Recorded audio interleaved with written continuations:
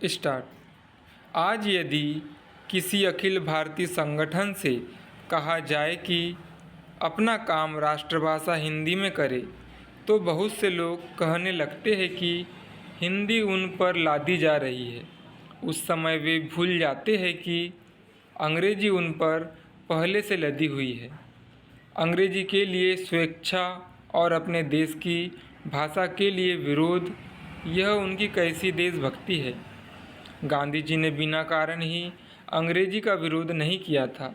अपने समाज तथा नवयुवकों की परेशानी को जिसने समझा वे केवल गांधी जी ही थे। अंग्रेजी के प्रभाव से होने वाली हानि के बारे में भी उन्होंने लिखा है कि हजारों नवयुवक अपने जीवन का कीमती समय इस विदेशी भाषा को सीखने में नष्ट कर देते हैं, जबकि उनके दैनिक जीवन में उसकी कोई उपयोगिता नहीं है और अंग्रेजी सीखने में समय लगाते हुए वे अपनी मातृभाषा की भी उपेक्षा करते हैं। वे इस मानसिकता के शिकार होते जा रहे हैं कि ऊंचे दर्जे के विचार केवल अंग्रेजी भाषा में ही प्रकट किए जा सकते हैं, जबकि वास्तविकता इसके विपरीत है। कोई भी व्यक्ति अपने मन के वास्तविक विचार केवल अपनी मातृभाषा में ही स्वाभाविक रूप से प्रकट कर सकता है, क्योंकि वह उसके हृदय से निकलती है, उसमें स्वाभाविकता होती है और बनावट से उसका दूर तक का संबंध नहीं होता। गांधी जी मानते थे कि अंग्रेजी के प्रभाव के कारण राष्ट्र की शक्ति कम हो गई है, विद्यार्थियों की आय घट गई है, वे देश की आम जनता से दूर होते चले जा रहे हैं। आज शिक्षा पाना बड़े खर्च का विषय हो गया है। यदि यही सिलसिला बहुत समय तक जारी रहा तो राष्ट्र की असली आत्मा ही नहीं रह पाएगी। यह सभी लोग जानते हैं कि आत्मा का नाश होने से सब तरह की हानि होती है। गांधी जी ऐसा क्यों सोचते थे? उनके दिल में ऐसे विचार इसलिए आते थे कि वे स्वाधीनता आंदोलन के संदर्भ में भाषा की समस्या पर विचार करते थे। उनके लिए यह प्रश्न अधिक महत्वपूर्ण नहीं था कि अंग्रेजी विश्व भाषा है और हिंदी पूरी तरह विकसित नहीं है। उनके लिए मुख्य प्रश्न यह था कि विदेशी भाषा के व्यवहार से राष्ट्र के चरित्र पर क्या असर पड़ेगा।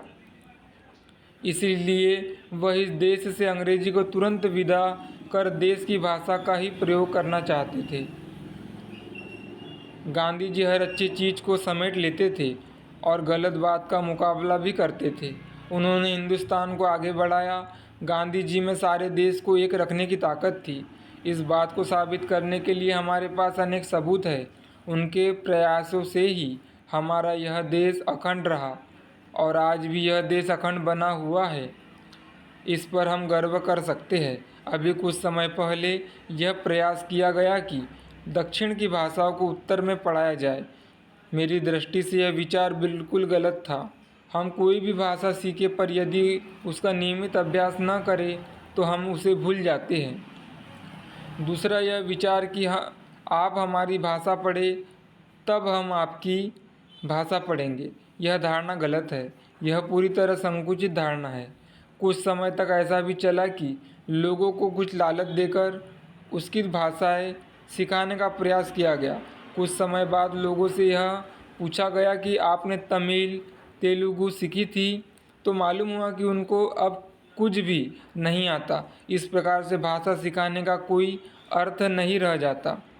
हमें वही सीखना चाहिए जिससे कुछ प्रयोजन हो, जिससे कुछ उद्देश्य सिद्ध होता हो, जिसका उपयोग होता हो।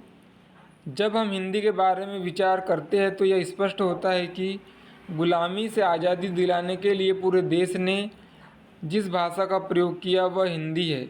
यह हिंदी चाहे उस समय अविकसित थी या समृद्ध नहीं थी, लेकिन यह सबको मालूम है कि उसने हम सबको एक साथ लाने का काम किया।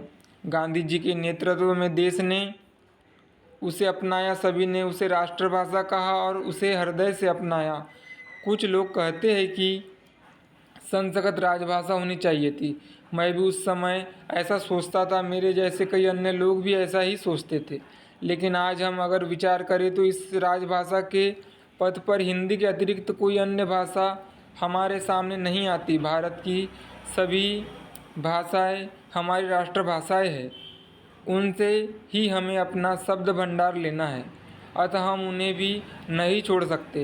इसलिए हमने उन्हें राज्यों की राजभाषा के रूप में रखा है। मैं भाषा की समृद्धि के बारे में भी दो चार बातें कहना चाहता हूँ। स्टॉप।